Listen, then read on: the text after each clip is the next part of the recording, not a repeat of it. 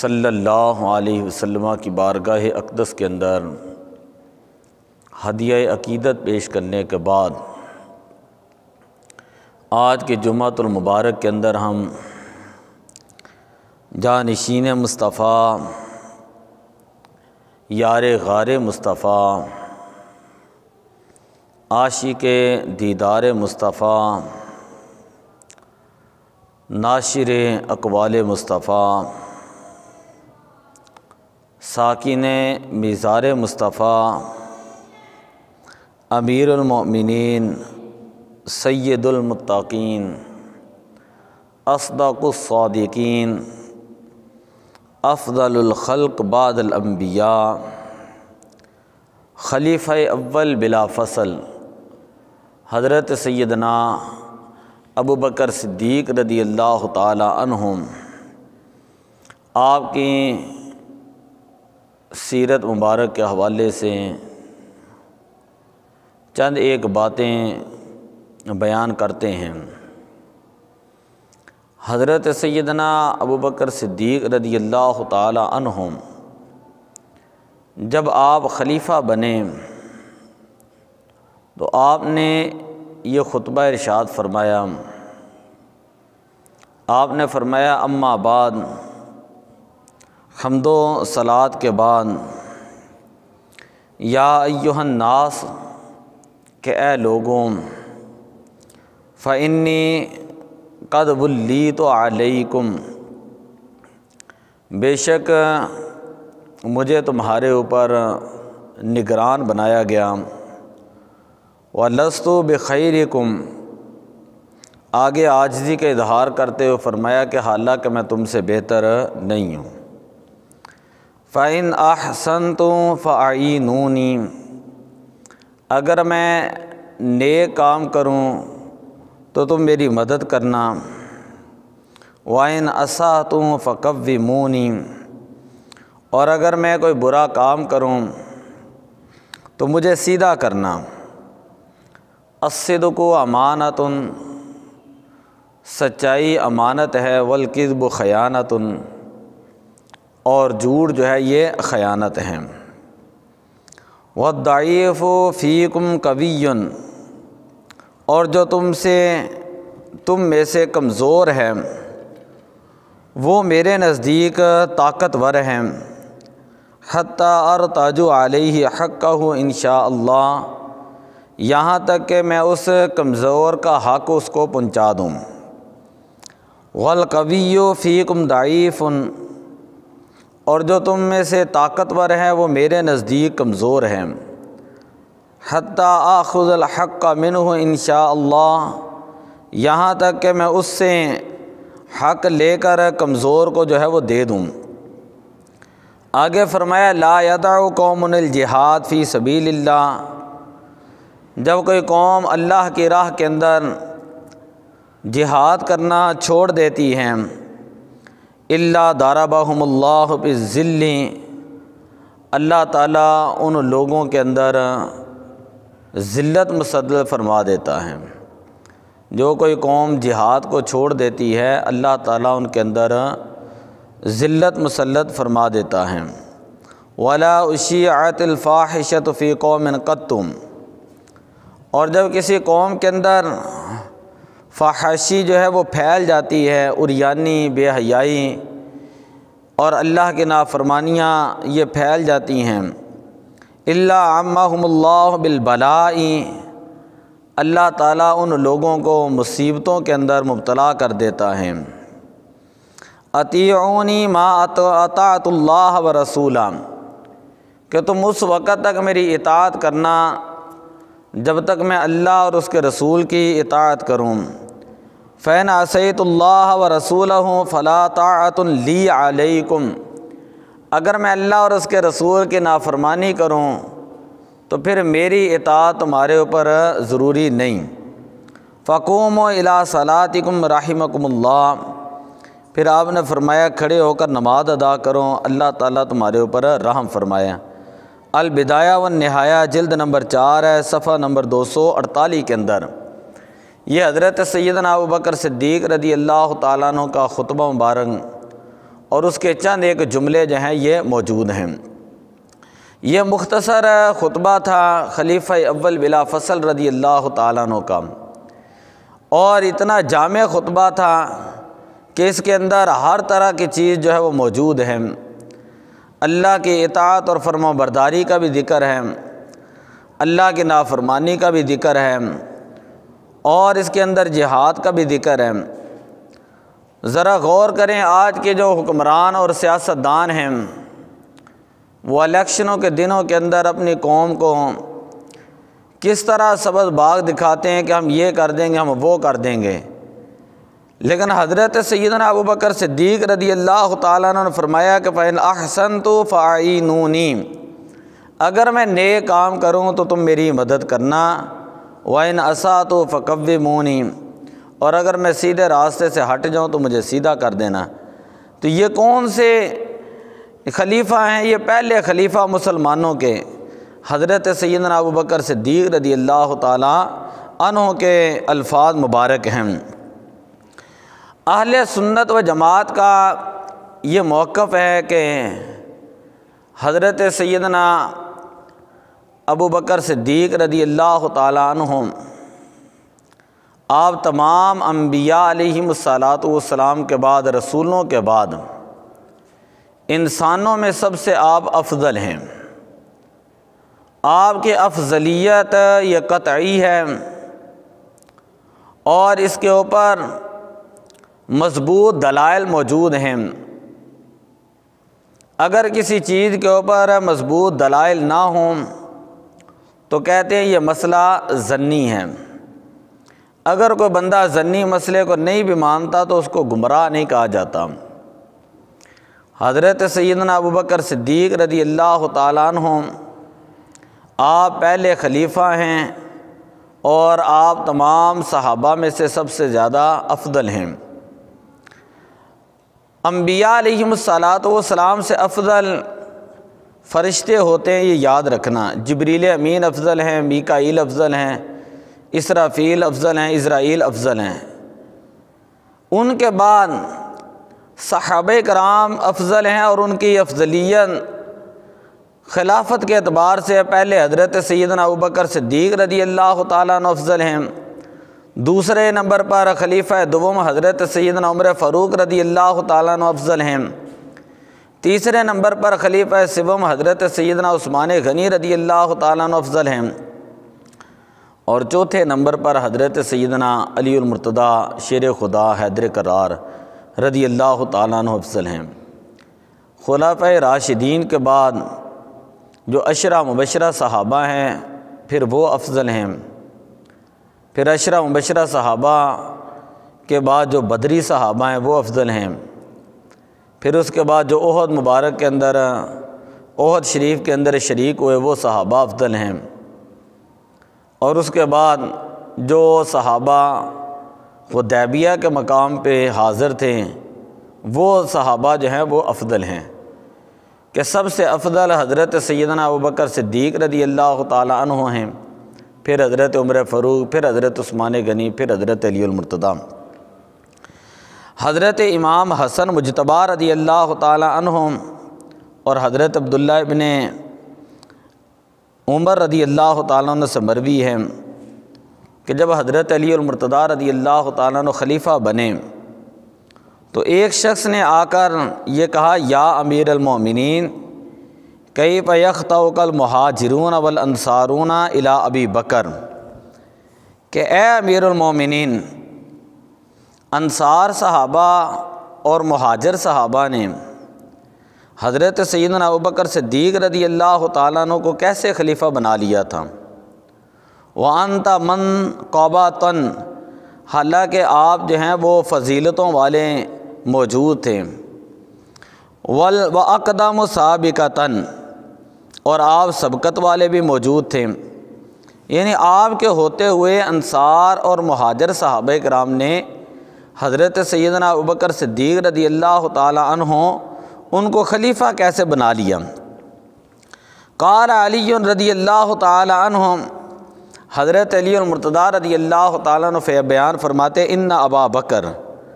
حضرت سیدنا ابوبکر صدیق رضی اللہ تعالیٰ عنہ سابقانی الی 40 4 معاملات کے اندر مجھ سے سبقت لے جانے والے ہیں، 4 معاملات کے اندر مجھ سے پہل کرنے والے ہیں۔ لم آتیہن ولم اعتد منہن، کہ یہ جو 4 معاملات ہیں یہ میں نے نہیں کیے، یہ 4 فضیلتیں وہ حضرت سیدنا ابوبکر صدیق رضی اللہ تعالیٰ عنہ کا خاصہ ہیں۔ فرمایا ان میں سے پہلی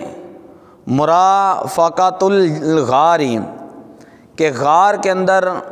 حضور علیہ الصلاۃ والسلام کے ساتھ مصاحباً، حضور علیہ السلام کے ساتھ رہنا، حضور علیہ السلام کے معیت غار کے اندر یہ حضرت سیدنا ابوبکر صدیق رضی اللہ تعالیٰ عنہ کو نصیب ہوئی ہے، میں غار کے اندر موجود نہیں تھا۔ دوسری بات فرمائے وتقدم الحجرات، دوسری فضیلت ان کی یہ ہے کہ ہجرت کے اندر حضرت سیدنا ابوبکر صدیق رضی اللہ تعالیٰ عنہ آپ نے پہل کی ہے۔ تیسرے نمبر پر فرمایا وَإِنِّي آمَنْتُ صَغِيرًا وَآمَنَ كَبِيرًا، کہ جب میں ایمان لایا تو میں بچپن کی عمر میں ایمان لایا تھا، اور آگے الفاظ ایک حدیث پاک ہے، فرمایا میں بچپن میں ایمان لایا اور میں نے اپنے ایمان کو پوشیدہ رکھا، خفیہ رکھا، لیکن وَآمَنَ كَبِيرًا، حضرت سیدنا ابوبکر صدیق رضی اللہ تعالیٰ عنہ پختہ عمر کے اندر ایمان لائے، اور آپ نے مشرکین کی مخالفت کے باوجود، آپ نے ان کی مخالفت کے باوجود آپ نے اپنے ایمان کا کھلم کھلا اظہار فرمایا۔ اور چوتھی بات فرمائی کہ امام الصلاۃ، کہ جب نبی اکرم صلی اللہ علیہ وسلم کے آخری ایام تھے اور آپ کے اوپر بیماری مبارک تھی، تو اس وقت نبی پاک صلی اللہ علیہ وسلم نے حضرت سیدنا ابوبکر صدیق رضی اللہ تعالیٰ عنہ کو ہمارا امام مقرر کیا تھا۔ حالانکہ میں موجود تھا، لیکن اس کے باوجود نبی پاک صلی اللہ علیہ وسلم نے حضرت سیدنا ابوبکر صدیق رضی اللہ تعالیٰ عنہ کو ہمارا نماز کے اندر امام مقرر کیا۔ تو جس کو نبی پاک صلی اللہ علیہ وسلم نے نماز کے اندر امام مقرر کیا دینی معاملے کے اندر، تو ہم نے ان کے ہاتھ کے اوپر دنیاوی معاملے کے اوپر بھی بیعت فرما لی۔ تو آج جو لوگ یہ کہتے ہیں کہ حضرت سیدنا ابوبکر صدیق رضی اللہ تعالیٰ نبی پاک کے سیاسی خلیفہ تھے، روحانی خلیفہ سیدنا ابوبکر حضرت علی المرتضیٰ ہیں، تو بات ذرا توجہ سے سنیں کہ حضرت سیدنا ابوبکر صدیق رضی اللہ تعالیٰ عنہ آپ نبی پاک صلی اللہ علیہ وسلم کے سیاسی خلیفہ بھی ہیں،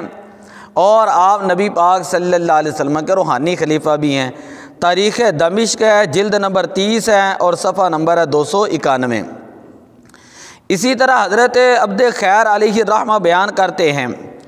میں نے حضرت علی المرتضیٰ شیر خدا رضی اللہ تعالیٰ عنہ سے پوچھا کہ جنت کے اندر نبی پاک صلی اللہ علیہ وسلم انبیاء علیہم الصلاۃ والسلام کے بعد، نبی پاک صلی اللہ علیہ وسلم انبیاء علیہم الصلاۃ والسلام اور رسولوں کے بعد سب سے پہلے کون داخل ہوگا؟ تو حضرت علی المرتضیٰ رضی اللہ تعالیٰ عنہ بیان کرتے ہیں ابو بکر و عمر، حضرت سیدنا ابوبکر صدیق رضی اللہ تعالیٰ عنہ داخل ہوں گے، اور سیدنا عمر فاروق رضی اللہ تعالیٰ عنہ داخل ہوں گے۔ حضرت عبد خیر فرماتے ہیں میں نے عرض کی کہ آپ سے پہلے بھی، کہ اے علی المرتضیٰ آپ سے پہلے بھی ابوبکر صدیق جنت میں جائیں گے؟ تو حضرت علی المرتضیٰ رضی اللہ تعالیٰ فرماتے جی ہاں، والذی فالق الحبۃ والنسمۃ وانہما لیاکلان من ثمارها ویتکئان علی فروشها، فرمایا اس ذات کی عزت کی قسم ہے جو دانے کو پھاڑتا ہے اور دانے کو اگاتا ہے، فرمایا کہ اس ذات کی قسم ہے وانہما لیاکلان من ثمارهما، وہ پہلے جنت میں جائیں گے، جنت کے باغات میں سے پھل کھائیں گے، وَيَتَّكِئَانِ عَلَىٰ فُرُوشِهِمَا، اور جنت کے اندر جو ہے وہ فرشوں کے اوپر جو وہ تکیہ لگا کر بیٹھیں گے۔ یہ بات بھی تاریخ دمشق کے اندر،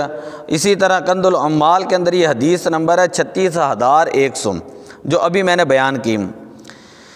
تیسری روایت آج کی حضرت علی المرتضیٰ رضی اللہ تعالیٰ عنہ سے ہے، آپ بیان کرتے ہیں کہ ایک مرتبہ حضور علیہ الصلاۃ والسلام کی بارگاہ میں حضرت سیدنا ابو بکر صدیق رضی اللہ تعالیٰ عنہ اور حضرت سیدنا عمر فاروق حاضر ہوئے تو حضور علیہ السلام نے فرمایا ہادانی سیدہ کہول اہل الجنت من الاولین والآخرین، کہ یہ دونوں یعنی ابو بکر صدیق اور حضرت سیدنا عمر فاروق رضی اللہ تعالیٰ عنہ یہ دونوں سیدہ کہول اہل الجنہ، جو جنتی بوڑھے ہوں گے، یعنی وہ لوگ جو بڑھاپے کی عمر کو دنیا کے اندر پہنچ کر فوت ہو جائیں اور وہ جنت کے اندر چلے جائیں، تو جنت کے اندر جو دنیا کے اندر بڑھاپے کی عمر کو پہنچ کر فوت ہو جائیں اور وہ جنت کے اندر چلے جائیں، تو فرمایا کہ یہ ان جو جنت کے اندر بوڑھے ہیں یہ ان کے سردار ہوں گے، جنت کے اندر جو بوڑھے ہوں گے یہ ان کے کیا ہوں گے؟ سردار ہوں گے، من الاولین والآخرین، پہلے بوڑھوں میں سے اور بعد والوں میں سے، الا النبیین والمرسلین، حضرت علی فرماتے ہیں نبی پاک نے فرمایا سوائے انبیاء کے اور سوائے رسولوں کے، تو فرمایا یا علی لا تخبرہما قبلی، کہ اے علی ان دونوں کو مجھ سے پہلے خبر نہ دینا،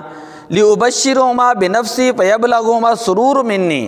میں چاہتا یہ ہوں کہ حضرت ابوبکر اور حضرت عمر کو میں خود بشارت دوں، اس بات کی میں خود بشارت دوں، اور میں یہ چاہتا ہوں کہ یہ ان کو میری طرف سے خوشی ملے۔ جامع ترمذی جو سیاہ ستہ کے اندر حدیث کی کتاب آتی ہے اس کے اندر یہ حدیث ہے، حدیث کا نمبر ہے 3665، 3665 نمبر یہ حدیث ہے۔ یہ تو ہم نے حدیث پاک سنی ہے، نبی اکرم صلی اللہ علیہ وسلم نے فرمایا الحسن والحسین سیدہ شباب اہل الجنہ، کہ حسن اور حسین جنتی نوجوانوں کے سردار ہیں۔ ایک جگہ پر میں نے بڑی دیر پہلے یہی حدیث بیان کی کہ جنتی بوڑھوں کے سردار ابو بکر صدیق عمر فاروق ہوں گے۔ وہاں پہ کچھ لوگ بیٹھے، انہوں نے بعد میں مجھے کہا کہ یہ تو ہم نے کبھی سنی نہیں ہے۔ میں نے کہا اب سیاہ ستہ پڑھیں، یہ حدیث کا حوالہ موجود ہے، اور اس حدیث کا مطلب بتایا کہ نبی پاک صلی اللہ علیہ وسلم کے فرمان کا مطلب ہے وہ لوگ جو دنیا کے اندر بڑھاپے کی عمر کو پہنچ کر فوت ہوئے، ادھیڑ عمر کو پہنچ کر فوت ہوئے،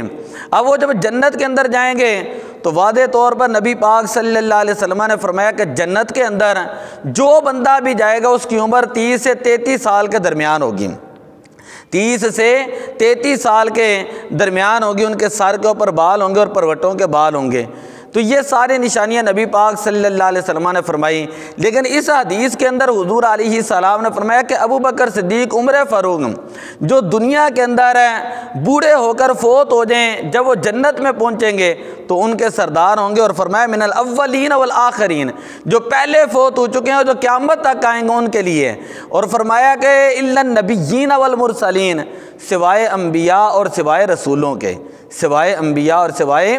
رسولوں کے۔ ایک مرتبہ میں نے یہ حدیث بیان کی کہ نبی پاک صلی اللہ علیہ وسلم نے فرمایا کہ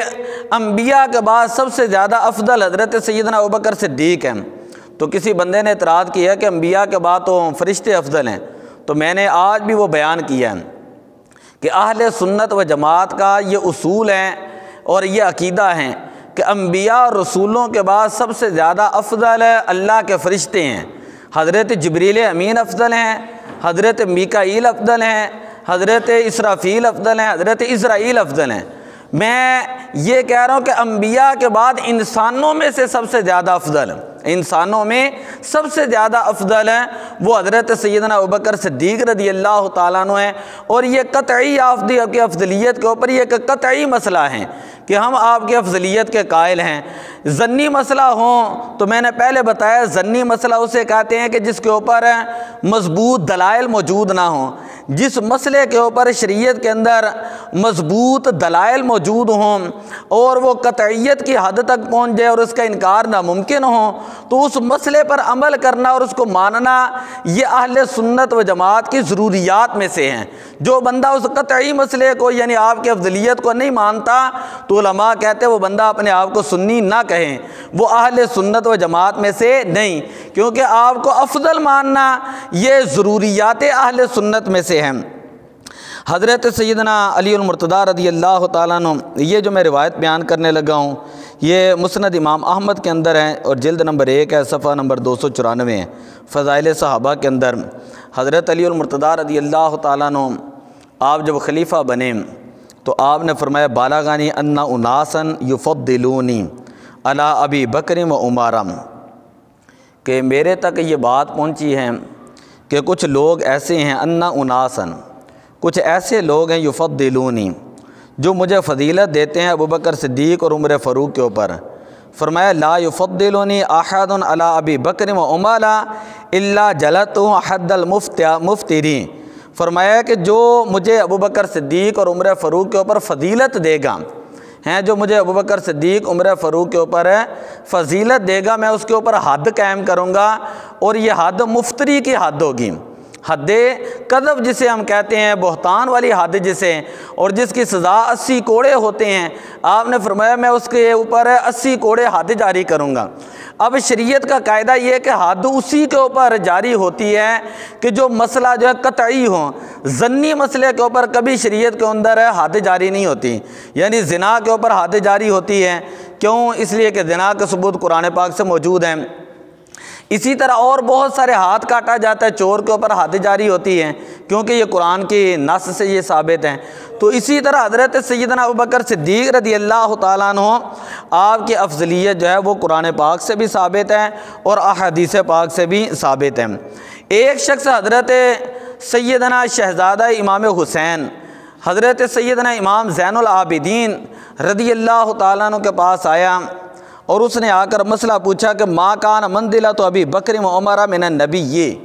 کہ نبی پاک صلی اللہ علیہ وسلم کی بارگاہ میں ابوبکر صدیق اور عمر فاروق کا مقام کیا ہے؟ نبی پاک کی بارگاہ میں حضرت سیدنا ابوبکر صدیق اور حضرت سیدنا عمر فاروق رضی اللہ تعالیٰ عنہ کا مقام اور مرتبہ کیا ہے؟ تو آپ نے فرمایا کہ منزلاتہما ساعۃ، آپ نے فرمایا کہ جو مرتبہ اور جو مقام اب نبی پاک کے ساتھ ہیں، یعنی حضرت ابوبکر صدیق عمر فاروق نبی پاک کے ساتھ آرام کر رہے ہیں، فرمایا جو مقام اور قرب اور جو تعلق ان کو اب نبی پاک کے ساتھ ہے، نبی پاک کی ظاہری حیات مبارکہ کے اندر بھی نبی پاک صلی اللہ علیہ وسلم کی بارگاہ میں ان کا یہی مقام اور مرتبہ تھا کہ کلی اعتبار سے فضیلت اللہ تعالیٰ نے حضرت سیدنا ابوبکر صدیق رضی اللہ تعالیٰ عنہ کو عطا فرمائی ہے۔ اسی طرح یہ جو میں نے حدیث پڑھی ہے مسند امام احمد کے اندر جلد نمبر 27 تھی، صفحہ نمبر 264 تھا، اور حدیث نمبر تھی 16709۔ میں نے اس دن درس دیتے ہوئے ایک حدیث پڑھی، میں نے کہا نبی اکرم صلی اللہ علیہ وسلم کے خلیفہ اول حضرت ابوبکر صدیق رضی اللہ تعالیٰ عنہ کا جب وصال کا وقت قریب آیا تو آپ نے وصیت فرمائی، آپ نے فرمائی کہ مجھے حساب لگا کے بتائیں کہ بیت المال سے میں نے کتنا مال لیا ہے، تو بتایا کہ 6000 درہم ہے۔ آپ نے فرمایا کہ یہ جو 6000 درہم ہے یہ میری طرف سے فلاں زمین کا ٹکڑا ہے، اس کو بیچ کر بیت المال کے اندر شامل کیا جائے، اس کو بیت المال میں واپس لوٹا دیا جائے۔ اور فرمایا کہ غلام ہے بیت المال سے، وہ غلام بھی بیت المال میں واپس کر دیا جائیں، اور ایک اونٹنی تھی بیت المال سے، آپ نے فرمایا کہ یہ اونٹنی بیت المال میں واپس کی جائیں۔ ایک پیالہ تھا آپ کے پاس، آپ نے فرمایا جتنی چیزیں ہیں وہ تمام کی تمام بیت المال کے اندر واپس کر دی جائیں۔ بات سمجھیں؟ حضرت سیدنا ابوبکر صدیق رضی اللہ تعالیٰ عنہ جنہوں نے بیت المال کا ایک پیالہ تک جو ہے وہ حضور علیہ الصلاۃ والسلام کی شریعت کا لحاظ رکھتے ہوئے اور خدا کا خوف رکھتے ہوئے آپ نے بیت المال میں واپس کرا دی۔ آج تو ہمارے سیاستدان ہوتے ہیں نا، وہ یہ سمجھتے ہیں کہ میں سرکاری ملازم بن چکا ہوں، اب میں نے یہاں پہ لوٹ مار کرنی ہے اور میں نے پتہ نہیں کیا کیا کچھ کرنا ہے۔ میں ان کی بات نہیں اب کرتا زیادہ، میں یہاں پر شریعت کا مسئلہ رکھنے لگا کہ کہاں حضرت سیدنا ابوبکر صدیق رضی اللہ تعالیٰ عنہ اور کہاں یہ 2 ٹکے کے حکمران لوگ جو ہوتے ہیں اور اپنے آپ کو یہ کہتے ہیں کہ ہم کیا اس کا نام ہے حضرت عمر فاروق رضی اللہ تعالیٰ عنہ کا قانون لانے والے ہیں۔ ایک تھا وہ آج کل جیل میں وہ کہا کرتا تھا میں ریاست مدینہ بنانے لگا ہوں۔ تو بات یہ ہے کہ باتوں سے ریاست مدینہ نہیں بنتی، باتوں سے ریاست مدینہ نہیں بنتی۔ اگر ریاست مدینہ بنانی ہے تو نبی پاک کی زندگی کو پڑھیں، صحابہ کرام کی زندگی مبارک کو پڑھیں اور دیکھیں کہ صحابہ کرام نے کس طرح قناعت کے ساتھ، کس طرح سادگی کے ساتھ، کس طرح عاجزی کے ساتھ، کس طرح انکساری کے ساتھ جو ہے وہ اللہ کی مخلوق کی خدمت بھی کی ہے اور اللہ کے حکم کے مطابق انہوں نے زندگی بھی گزاری ہے۔ مجھے باتوں سے بات یاد آ گئی، آگے یہ حدیث بھی ہے کہ جب پیالہ جو ہے یہ حضرت سیدنا عمر فاروق کے پاس پہنچا، آپ کے وصال کے بعد حضرت سیدنا عمر فاروق رضی اللہ تعالیٰ عنہ رونے لگے، تسیل دموعہ علی الارض، آپ کے آنسو زمین پر آ گئے، اور آپ نے فرمایا کہ اے ابو بکر، تم نے اپنا راستہ آسان کر دیا ہے اور ہمارے لیے راستہ کتنا مشکل کر دیا ہے۔ جس وقت حضرت سیدنا ابو بکر صدیق رضی اللہ تعالیٰ عنہ کا وصال ہوا تو سیدنا عمر فاروق رضی اللہ تعالیٰ عنہ کو پتہ چلا کہ سیدنا ابو بکر صدیق فلاں ایک بوڑھی عورت ہے، ان کے گھر جا کر کھانے کا انتظام کرتے تھے، صفائی بھی خود کرتے تھے۔ حضرت عمر فاروق رضی اللہ تعالیٰ چلے گئے، آپ نے ساری صفائی کی، صفائی کرنے کے بعد کھانا تیار کیے، جب اس کے منہ کے اندر لقمہ ڈالا تو وہ نبینہ عورت تھیں، اس نے کہا لگتا ہے کہ آج دنیا سے جو ہے ابو بکر صدیق چلے گئے۔ حضرت عمر فاروق رضی اللہ تعالیٰ نے فرمایا کہ اے ماں جی، تمہیں کس طرح پتہ چلا کہ ابو بکر صدیق دنیا سے چلے گئے؟ فرمایا کہ جب ابو بکر صدیق کھانا دیتے تھے نا مجھے، تو وہ کھانا ٹھنڈا کر کے دیتے تھے، کھانا ٹھنڈا کر کے دیتے تھے۔ تو حضرت سیدنا عمر فاروق رضی اللہ تعالیٰ اس وقت بھی روئے، اور آپ نے فرمایا کہ ابو بکر، تم نے اللہ کو راضی کر لیا ہے، اور تم کس بلند مقام کے اوپر تھے، اور اب ہمارے لیے معاملات بہت زیادہ مشکل ہو چکے ہیں۔ خیر، جب کفن کا معاملہ آیا تو آپ نے وصیت کی تھی کہ جو میرا لباس ہے، 2 کپڑے تھے آپ کے، فرمایا ایک کپڑا اور ساتھ ملانا، اور اسی کپڑے کو جو ہے نا دھو کر مجھے کفن دے دینا۔ ام المومنین ام عائشہ صدیقہ رضی اللہ تعالیٰ عنہ عرض کرتی ہیں کہ اے سیدنا ابو بکر صدیق، ہم آپ کے لیے نئے کپڑے ہوں گے، اور نیا جو ہے وہ آپ کو کفن دیا جائے گا، تو ہماری خواہش ہے آپ کو نیا کپڑا دیا جائے، اور نئے کپڑے کے اندر آپ کو کفن دیا جائے۔ حضرت سیدنا ابو بکر صدیق رضی اللہ تعالیٰ عنہ فرماتے ہیں الحی احق بالجدید من المیت، آپ نے فرمایا مجھے پرانے کپڑوں میں ہی غسل دینا، کیونکہ نئے کپڑوں کا زیادہ جو ہے وہ زندہ حقدار ہوتا ہے، نئے کپڑوں کا زیادہ حقدار ہے وہ زندہ ہوتا ہے، یعنی جو اللہ تبارک و تعالیٰ سے اتنا بھی خوف کرتے ہوں کہ کہیں ایسا نہ ہو کہ اس معاملے کے اندر بھی کوئی تصرف ہو جائے، کوئی فضول خرچی ہو جائے، کوئی اسراف ہو جائے اس کے اندر۔ آپ نے فرمایا کہ نیا کپڑا پہننے کا زندہ زیادہ حقدار ہیں۔ مجھے ایک روایت کے اندر ہے 2 جوڑوں کے اندر، اور ایک روایت کے اندر ہے کہ مجھے ان 3 جوڑوں کے اندر جو ہے وہ آپ نے کفن دینا ہے۔ جس وقت تدفین کی باری آئی، میں مختصر کرتا ہوں، باتیں تو بہت زیادہ ہیں، جس وقت تدفین کی باری آئی تو حضرت سیدنا ابوبکر صدیق رضی اللہ تعالیٰ نے وصیت فرمائی تھی، آپ نے فرمایا تھا جب مجھے غسل دے دیا جائے، کفن دے دیا جائے، تو اس وقت میری میت کو نبی پاک صلی اللہ علیہ وسلم جس گھر کے اندر آرام فرما ہیں، اس گھر کے باہر جا کر جو آپ کے دروازے کے سامنے میری میت کو رکھ دینا، اور میری طرف سے کہنا السلام علیک یا سید المرسلین، کیا رسولوں کے سردار آپ کو سلام ہوں، اور پھر یہ کہنا کہ یہ آپ کا دوست ہیں ابو بکر صدیق، یہ آپ کے ساتھ جو ہے وہ لیٹنا چاہتا ہے، آرام کرنا چاہتا ہے، اور یہ آپ سے ملنا چاہتا ہے، اگر وہاں سے اجازت مل جائے تو مجھے نبی پاک صلی اللہ علیہ وسلم کے ساتھ دفن کر دینا۔ اب ذرا توجہ سے بات، صحابہ کرام جب حضرت سیدنا ابوبکر صدیق رضی اللہ تعالیٰ عنہ کا جسد مبارک لے کر جالیوں کے سامنے گئے، یعنی جو اس وقت حجرہ مبارکہ تھا، ہم یہ کہتے جالیاں تو بعد میں بنی، وہاں پر لے کر گئے، اور صحابہ کرام نے سلام عرض کی، اور سلام کے بعد عرض کی کہ اللہ کے پیارے نبی صلی اللہ علیہ وسلم، یہ آپ کے دوست آپ سے ملنا چاہتے ہیں۔ تو اسی وقت روایت کے اندر موجود ہے، حدیث کی کتابوں کے اندر موجود ہیں کہ دروازے کو تالا لگا ہوا تھا، وہ تالا اسی وقت ٹوٹتا ہے اور دروازہ کھلتا ہے، اور اندر سے آواز آتی ہے ادخل الحبیب للحبیب فإن الحبیب مشتاق، کہ دوست کو جب دوست کے پاس جو ملا دیا جائے، اس لیے کہ دوست یعنی حبیب کا پہلے ہی انتظار کر رہا ہے کہ اللہ کے پیارے نبی صلی اللہ علیہ وسلم نے روضہ پاک سے آواز دی کہ میں تو پہلے ہی حضرت سیدنا ابو بکر صدیق رضی اللہ تعالیٰ عنہ کا انتظار کر رہا ہوں۔ اور یہی بات ہم اہل سنت و جماعت کہتے ہیں کہ نبی پاک صلی اللہ علیہ وسلم پر ایمان لانے میں سب سے افضل، ابو بکر کا معنی میں نے بتایا تھا، ابو کا معنی ہوتا ہے والا، اور بکر کا معنی ہوتا ہے اولیت، یعنی آپ اولیت والے ہیں، آپ پہلے ہیں، پہلے مسلمان ہوئے، سب سے پہلے کلمہ پڑھنے والے تھے، اسی طرح سب سے پہلے حضور کے ساتھ ہجرت کرنے والے، پھر سب سے پہلے حضور علیہ السلام کے ساتھ آرام کرنے والے۔ پھر میرے آقا صلی اللہ علیہ وسلم نے فرمایا کہ ابو بکر کل قیامت والے دن تو حوض کوثر میں میرے ساتھ ہوگا۔ جس وقت نبی پاک صلی اللہ علیہ وسلم جو کل قیامت والے دن جو ہے وہ اٹھیں گے، تو ہمارا یہ ایمان اور یقین ہے کہ نبی پاک صلی اللہ علیہ وسلم نے فرمایا وَوَزِيرَانِ فِي السَّمَاءِ وَوَزِيرَانِ فِي الْأَرْضِ، میرے دو وزیر آسمانوں میں ہیں، دو وزیر میرے زمین کے اوپر ہیں۔ آسمانوں میں جبریل امین اور میکائیل وزیر ہیں میرے مصطفیٰ کے، اور زمین کے اوپر ابو بکر صدیق عمر فاروق ہیں۔ جب قیامت والے دن آپ اپنے روضے پاک سے باہر تشریف لائیں گے تو اس شان کے ساتھ آئیں گے کہ آپ کے ایک خلیفہ، ایک پہرے دار دائیں طرف ہوں گے اور دوسرے خلیفہ حضرت سیدنا عمر فاروق رضی اللہ تعالیٰ عنہ آپ کے بائیں طرف ہوں گے۔ دعا اللہ تعالیٰ عمل کی توفیق عطا فرمائے۔ وما علیہ الا البلاغ۔